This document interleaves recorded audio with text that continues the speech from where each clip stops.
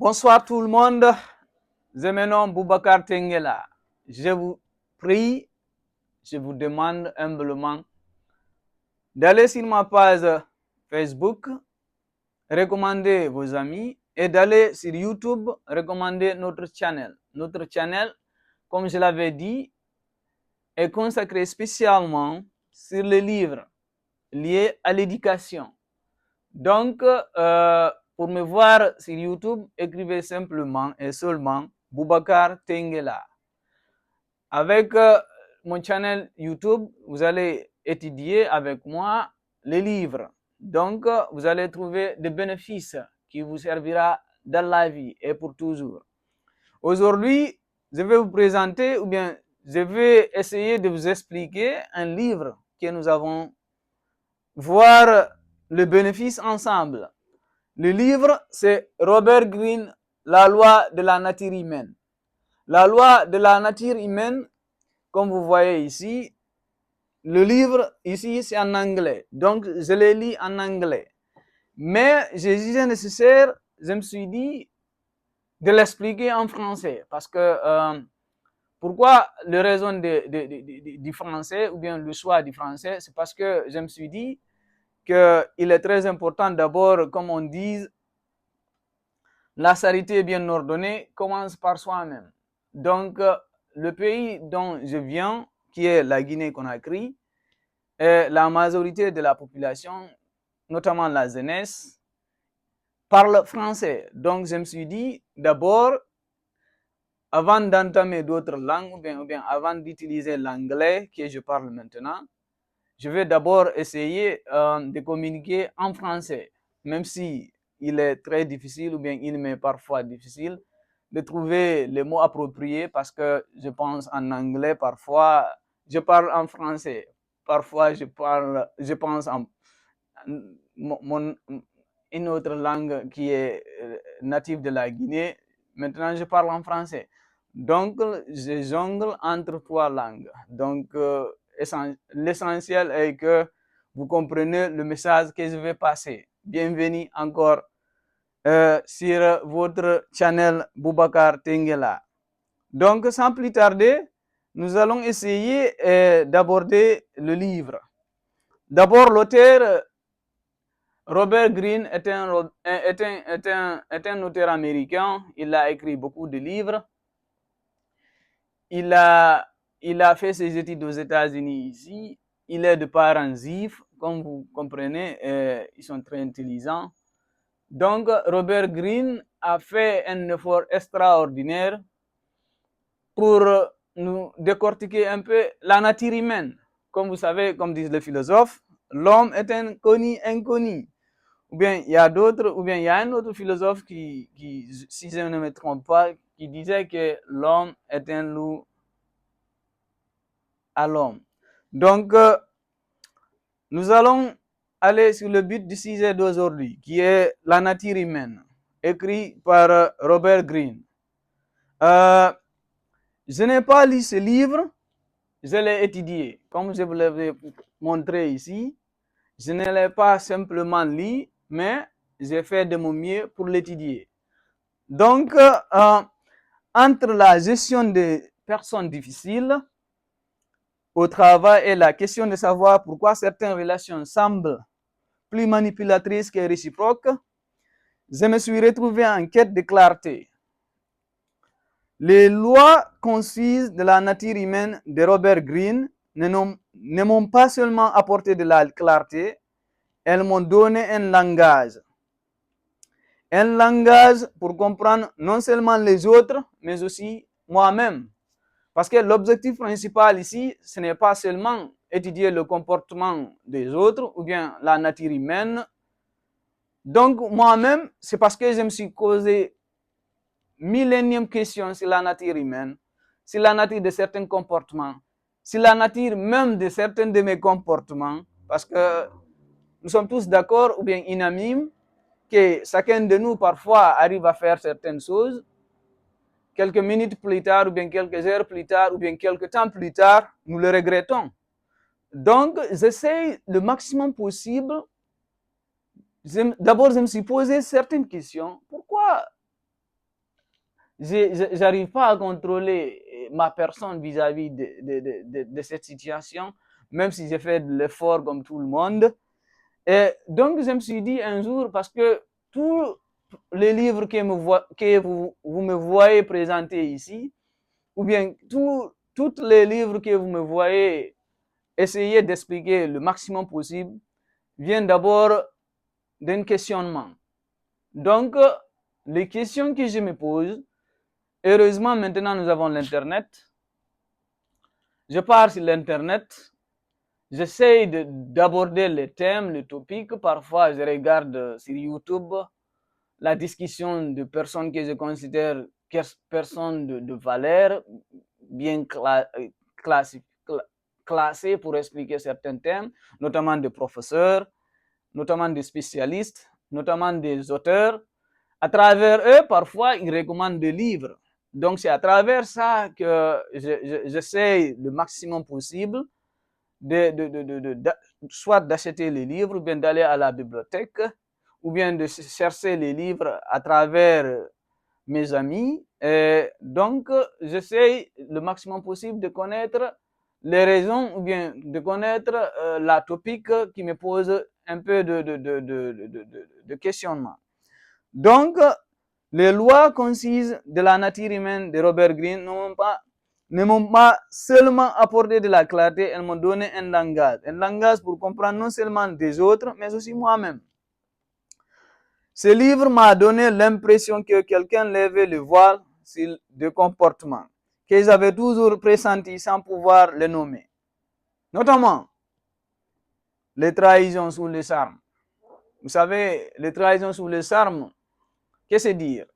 Par exemple, quelqu'un, généralement, il y a des personnes qui vous flattent, qui vous lancent des pics, qui vous parlent des choses. Vous pensez que les personnes là, ils sont dans la vérité, mais au contraire, c'est le contraire. Donc, on vous flatte pour vous pousser à faire certaines choses ou bien à prendre certaines décisions, contrairement à votre avantage. Donc, ce livre-là, il explique le trahison sous les charmes, le jeu du pouvoir discret dans les réunions, le lutte intérieure que j'ai mené en silence, masqué par la confiance. Robert Greene ne presse pas, il observe attentivement, historiquement, psychologiquement. Donc le livre-là, chaque loi de cette édition consiste, se lit comme un coup de projecteur sur l'invincible, ou bien l'invisible, du moins, je m'excuse. Chaque loi de cette édition consiste, se lit comme un coup de projecteur sur l'invisible. Nos pulsions cassées, nos peurs, nos ambitions et les jeux que nous pratiquons. Mais plus que de révéler les autres, elles vous révèlent. Elles vous révèlent, du moins. Donc, tout ce que nous allons lire, ou bien tout ce que j'ai découvert dans ce livre, non pas seulement pour révéler l'attitude ou bien le comportement des autres, j'ai conclu que certains de mes propres comportements, je les découvert ici. Donc, par la chance de lire Robert Greene, La loi de la nature humaine, j'ai découvert certains comportements que je déteste, que les autres m'infligent, mais parfois je trouve des réponses. Donc, à travers ce livre, il nous révèle certains comportements humains. Il nous donne certaines explications, les raisons, le pourquoi, le comment. Avec ce livre, vos insécurités, non seulement l'insécurité, parce que vous savez, il y a certaines personnes, ils vous font du mal, je m'excuse, ils vous font du mal ou bien ils se comportent de façon bizarre. Ce n'est pas parce qu'ils sont contre vous, mais c'est parce qu'ils ont une espèce d'insécurité interne. Donc, il y a une lutte que vous et moi ne pouvons pas avoir. Donc, qui explique, ou bien, même si cela ne justifie pas, mais pour eux qui justifient leur comportement. Vos réactions instinctives, votre désir d'être aimé, notamment nous tous, nous aspirons ou nous souhaitons d'être aimés, même si ce n'est pas par tout le monde, mais par nos amis, par nos parents, par notre entourage. Et respecté notamment par nos amis, par notre entourage, et parfois être craint, parce que nous aimons parfois, c'est la nature humaine, de proposer quelque chose et que tout le monde l'accepte. Surtout si vous savez que vous avez raison dans les relations interhumaines avec vos parents, pas avec vos parents, père et mère, mais jeunes sœurs, jeunes frères. Vous aimez quand vous tracez quelque chose, que les gens, si vous pensez que la chose est bonne pour eux, que par peut-être crainte mineure ou bien crainte mesurée, ils l'appliquent pour le bonheur de tout le monde. Et aussi, nous aimons d'être admirés. Tout le monde, si vous voyez les politiciens, pourquoi on cherche le pouvoir? Par exemple, j'aime toujours me référer pourquoi Donald Trump, le président actuel des États-Unis d'Amérique, a cherché le pouvoir. Ce n'est pas seulement à cause de l'argent. Si c'était à cause de l'argent, il a été extraordinaire dans le business. Il a eu de l'argent. Mais comme il voulait être parfois respecté, parfois craint, parfois admiré, il a cherché le pouvoir. Et ceux qui ont le pouvoir n'ont pas de l'argent, parfois utilisent leur pouvoir pour être craints, pour être aimés. Donc ceux qui ont de l'argent aussi cherchent la même chose. Ou bien ceux qui ont le bagage intellectuel, ils cherchent à être admirés. Vous étudiez ou bien vous cherchez le titre, pas seulement pour qu'on dise monsieur tel ou mademoiselle tel ou bien madame tel a le titre là. C'est parce que parfois, vous aimez qu'on vous admire, être entouré par des personnes qui vous respectent, qui vous admirent. Donc, c'est la nature humaine, c'est normal. Et curieusement, ces disposition est synonyme de liberté, parfois. Donc, nous allons tomber sur les 5 points fondamentaux, d'après Robert Greene, de la nature humaine. Les 5 leçons percutantes tirées des lois concises de la nature humaine, je vais les citer maintenant. Number 1, premièrement, les gens ne sont pas toujours ce qu'ils paraissent être. Donc, les gens ne sont pas toujours ce qu'ils paraissent être. Nous sommes tous unanimes avec la première loi. Les gens ne sont pas toujours ce qu'ils paraissent être. Nous jugeons souvent les autres sur la base de leur comportement superficiel. Mais les motivations sont plus profondes. Parfois, certains comportements nous étonnent. Parfois, nous avons tendance à juger les gens superficiellement.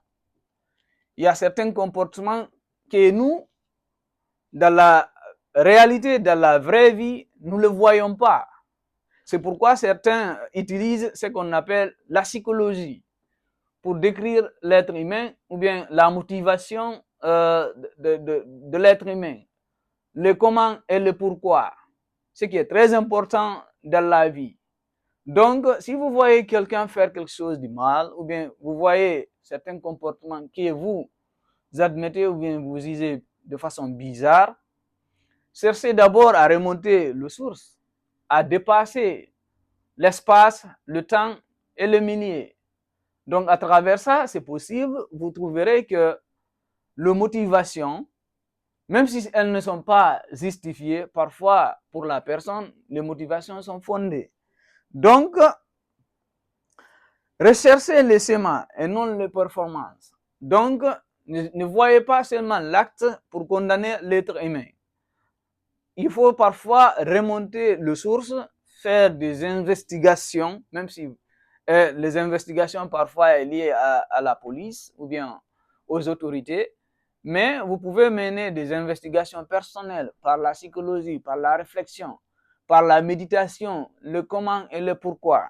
Ça, selon Robert Greene, c'est la première loi de l'être humain, ou bien de la nature humaine. Maintenant, la deuxième loi de la nature humaine, il vous explique les émotions, qui est en corroboration avec ce que je viens de dire. Vos émotions, parfois, vous rendent vulnérables au contrôle. Donc, si parfois toute personne qui vient vous expliquer certaines choses, vous ayez parfois du mal à accepter certaines vérités ou bien certaines réalités, même si votre pensée parfois vous le suggère que l'explication là ne correspond pas à la situation dont la personne là me présente. Donc, par exemple, quelqu'un vous vole de l'argent, il vient vous l'attrapez, il essaye de se justifier les raisons qui le poussent à vous voler. Ou bien vous confiez quelqu'un quelque chose, il vous explique des raisons qui le poussent à utiliser la chose que vous l'avez confiée. Parfois, vos émotions vont vous priver ou bien vont vous priver du raisonnement. Donc, vos émotions à ce sujet ou bien à ce moment peuvent vous rendre vulnérable à être contrôlé. Colère, envie, insécurité. Robert Greene nous exhorte à les examiner et non à les réprimer. La conscience est un pouvoir moins et non réactif, plus on devient libre. Donc, plus nous arrivons à contrôler nos émotions, plus nous arrivons à contrôler notre colère, nos envies, l'insécurité qui est en nous, plus nous utilisons notre raison, l'instinct. J'ai un ami, à chaque instant, généralement quand nous parlons, parfois s'il y a un sujet se présente, ils me disent parfois il faut accepter ce que ton instinct te suggère. Généralement, l'instinct ne trahit pas. Donc, ce qui veut dire par là, plus vous examinez votre propre instinct, même si on sait que l'homme n'est pas parfait, on a tendance de le dire, mais parfois ne pas se laisser déborder par les émotions, c'est très important dans la vie de l'homme. Ok, troisième point, ou bien troisième loi selon Robert Greene. Toujours c'est le comportement humain. Les gens sont davantage motivés par l'insécurité que par la logique. Les gens sont souvent motivés par l'insécurité que par la logique. Qu'est-ce que ça veut dire? Parfois, le comportement humain nous échappe. Mais leur comportement peut être lié ou bien peut être dû face à une insécurité interne dans leur propre intérieur. Par exemple, le complexe d'infériorité ou bien la compétition qui engendre une espèce d'infériorité. Vous avez un ami, vous avez un parent, à chaque instant quand il vous voit, ou bien à chaque instant quand il y a confrontation entre vous, ou bien la relation qui est basée entre vous, il vous juge comme supérieur.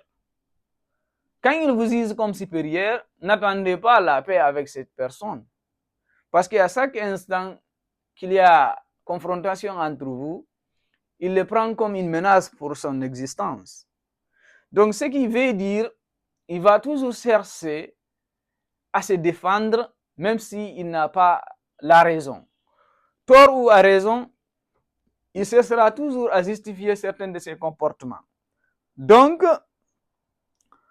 la troisième loi nous suggère, les gens sont davantage motivés par l'insécurité que par la logique. Donc, ne voyez pas leur comportement parfois bizarre comme une espèce d'affront.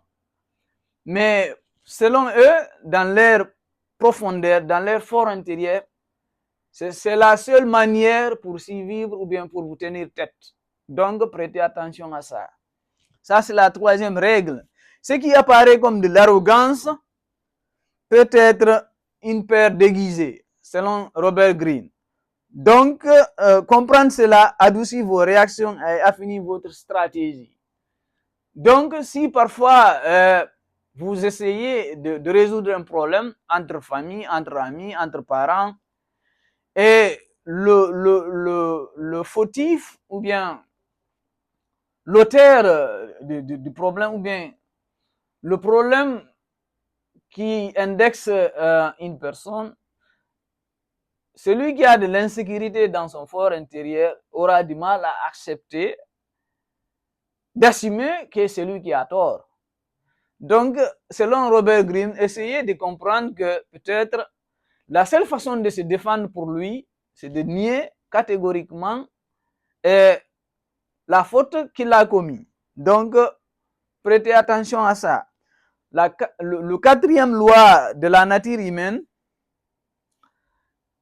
nous enseigne, selon Robert Greene, il faut parfois considérer ou bien prendre en compte le long terme. Le long terme. De nombreux exemples, selon Robert Greene, montrent comment la patience et l'observation approfondie et apportent plus souvent sur la rapidité et la force.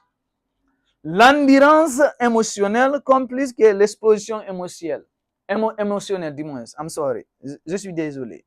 Selon Robert Greene, par exemple, quand un problème se présente entre les humains, il ne faut pas se précipiter, il ne faut pas se hâter à condamner la personne qui a commis le problème.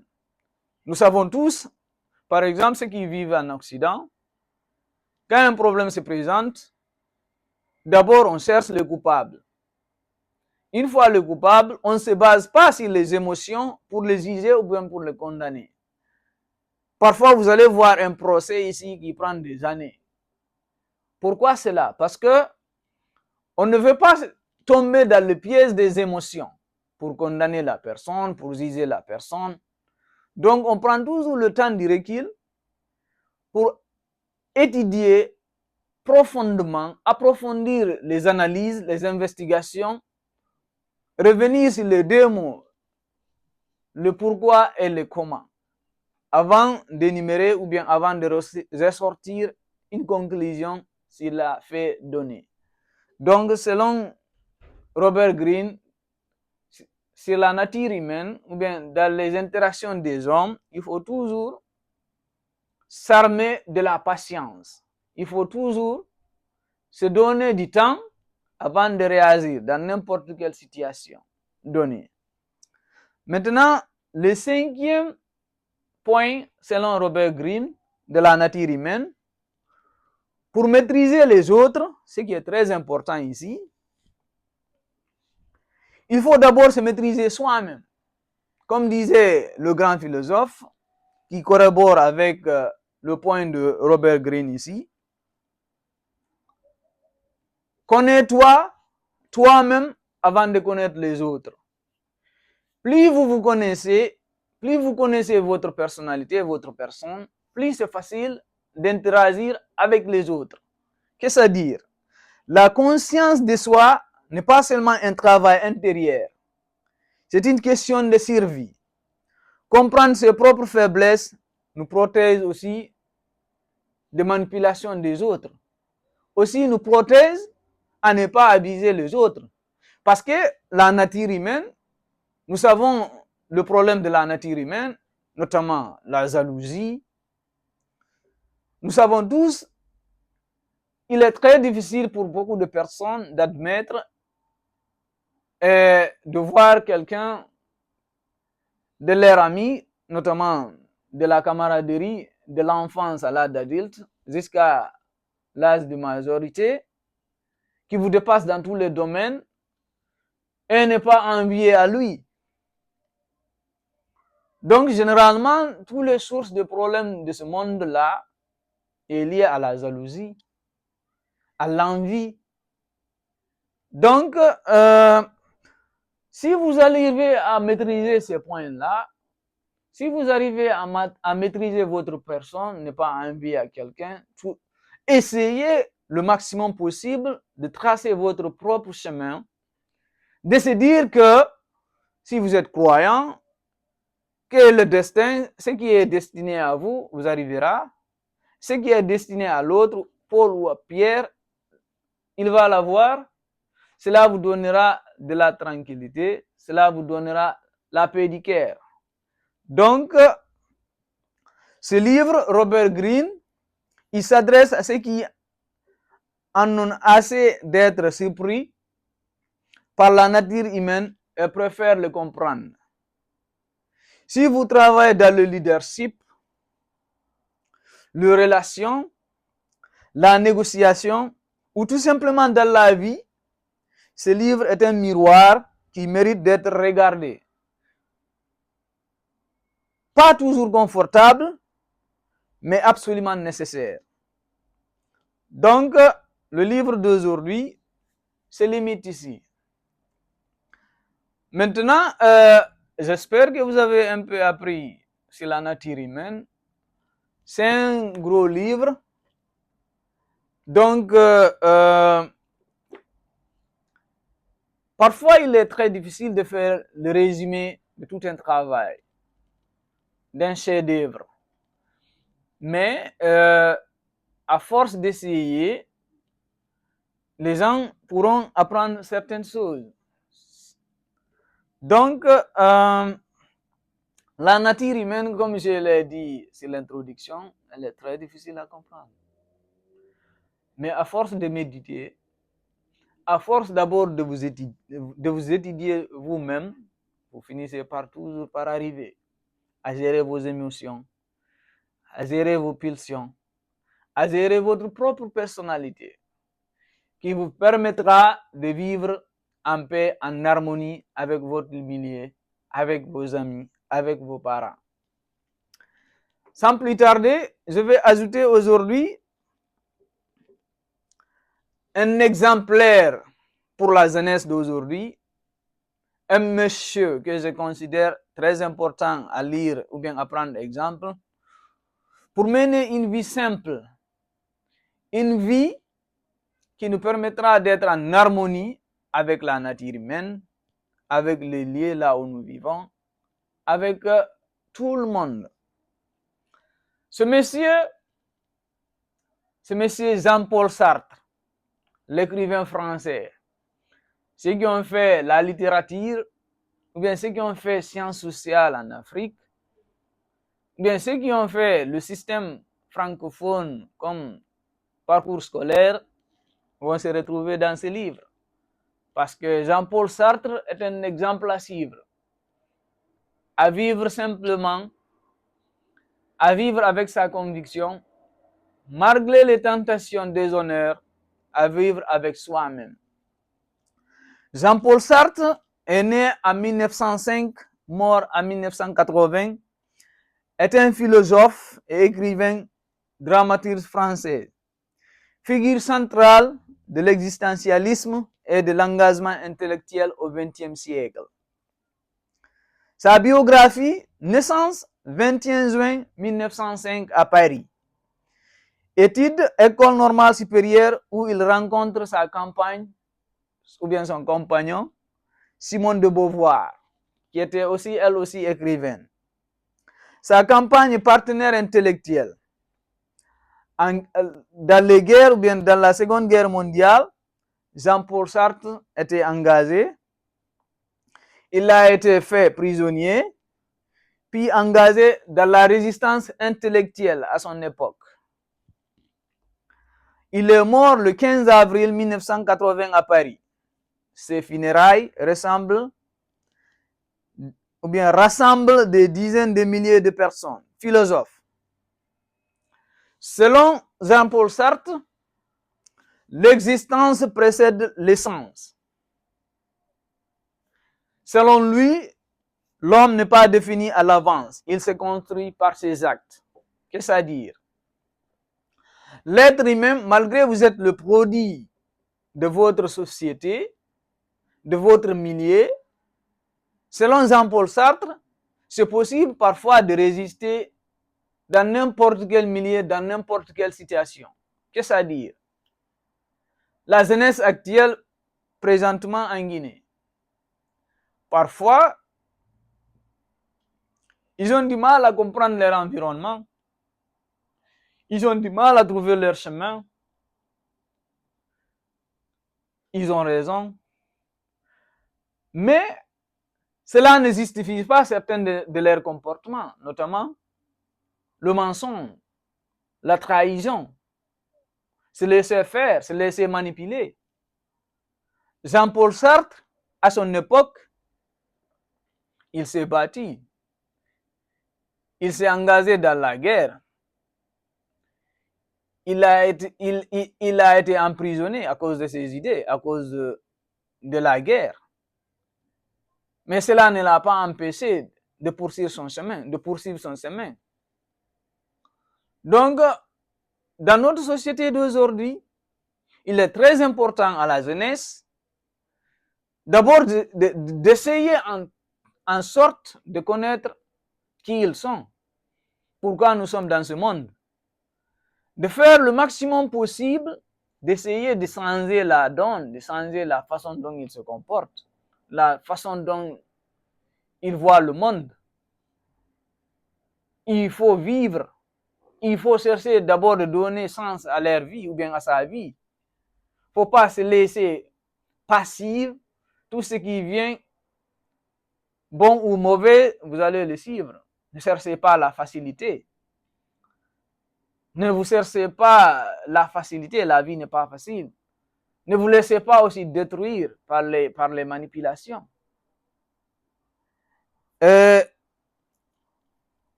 Jean-Paul Sartre aussi disait,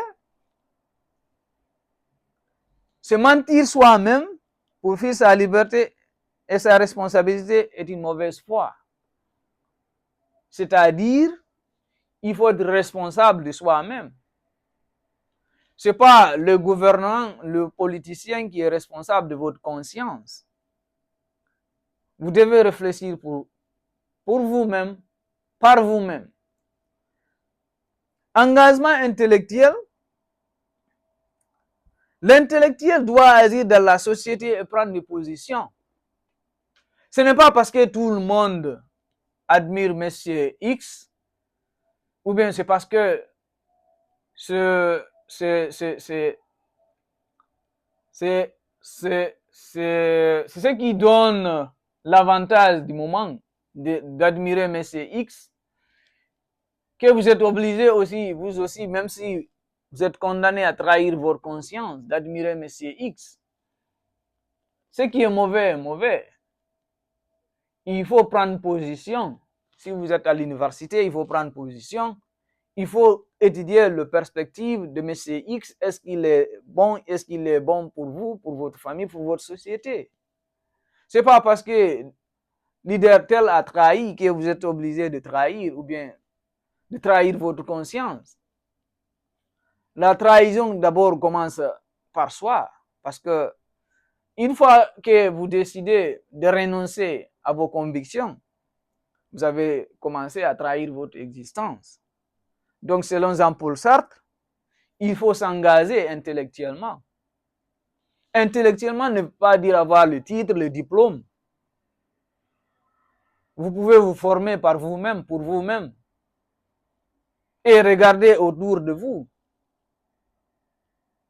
Et prendre l'exemple à la jeunesse qui est autour de vous. Les bons exemples, selon Jean-Paul Sartre. Jean-Paul Sartre, œuvre majeure, philosophie, l'être et le néant. Il a écrit ce livre-là dont je recommande humblement. Ouvrage fondamental sur la liberté, la conscience et la mauvaise foi. Il a aussi écrit l'existentialisme est un humanisme. Conférence qu'il vulgarise ses idées.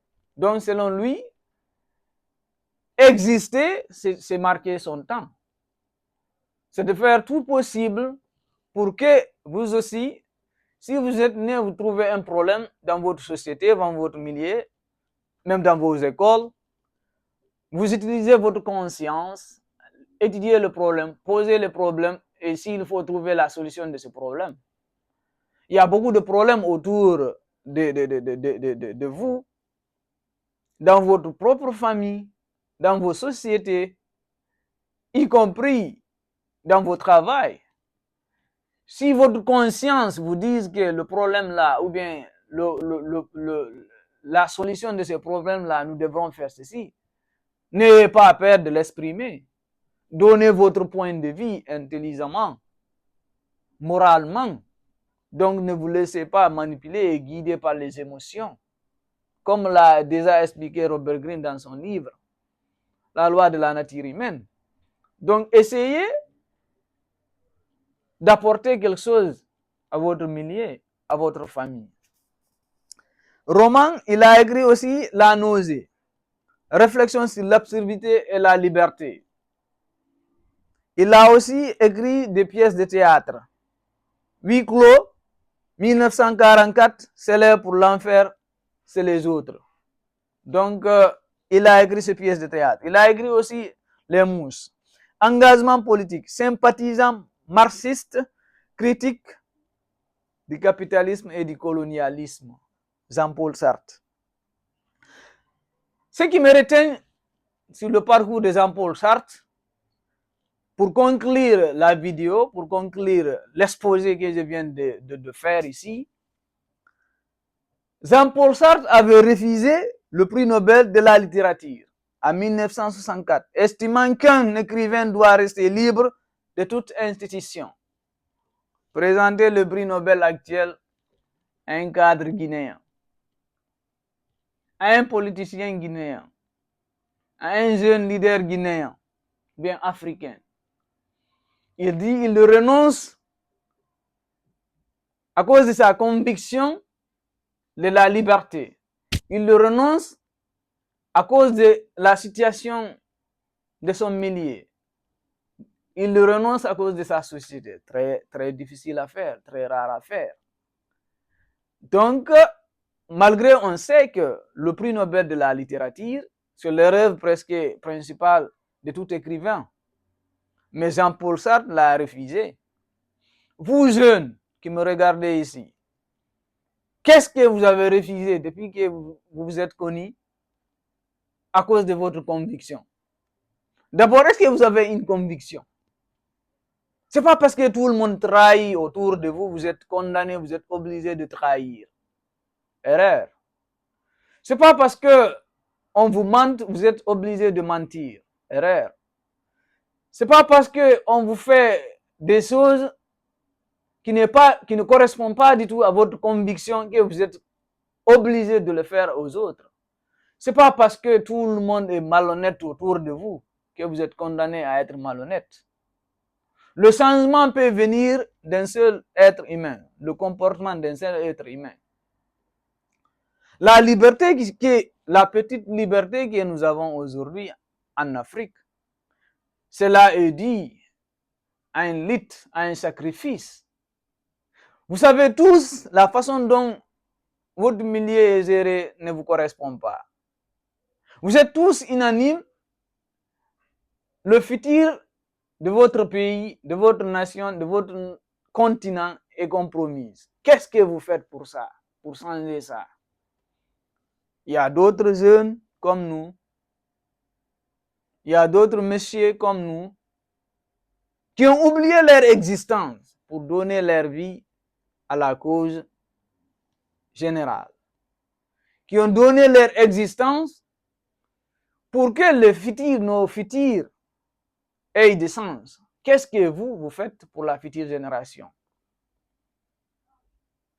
Qu'est-ce que vous faites pour votre pays? Qu'est-ce que vous faites pour vos parents? Qu'est-ce que vous faites pour changer la donne?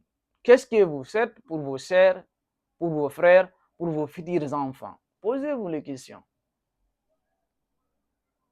Pourquoi, à force de haïr quelqu'un, vous conduit à vous aveugler?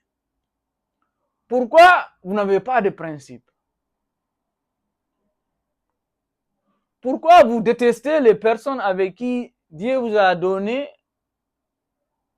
le même pays, le même milieu?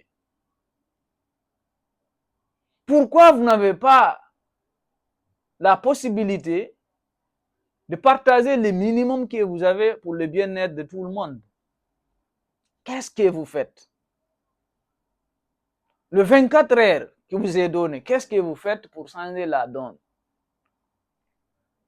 Les 7 jours de la semaine, qu'est-ce que vous faites pour changer votre condition de vie? Pourquoi vous êtes en vie? Pourquoi nous sommes là? Qui sommes-nous? Pourquoi vous rêvez tous de fuir votre propre pays? Laissez vos parents, laissez vos mamans, laisser votre propre pays, le laisser dans une vulnérabilité pour vos propres parents. Je vous remercie, je vous laisse à penser ce que je viens de dire. Prenez soin de vous, chaque jour est une vie, travaillons à la beauté des choses. Merci. N'oubliez pas de partager la vidéo. Boubacar Tenguela, votre ami.